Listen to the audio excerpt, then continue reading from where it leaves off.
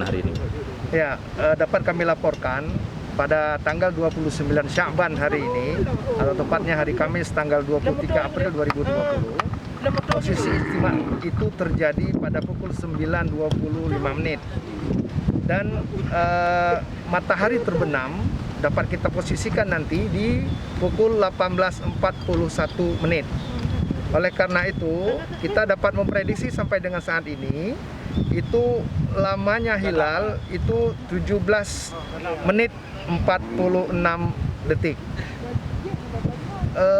Mengingat kondisi pada saat ini mendung yang begitu tebal dan gerimis juga sudah mulai turun, bisa kita laporkan bahwa diprediksikan keadaan hilal itu tidak bisa terlihat.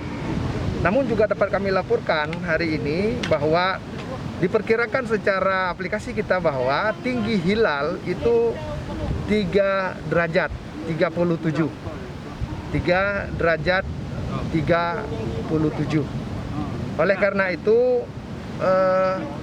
nantinya kita akan mendengarkan hasil isbat seluruh tokoh ulama MPU dan ormas-ormas bersama dengan Menteri Agama untuk penentuan jatuhnya 1 Ramadan 1441 Hijriah.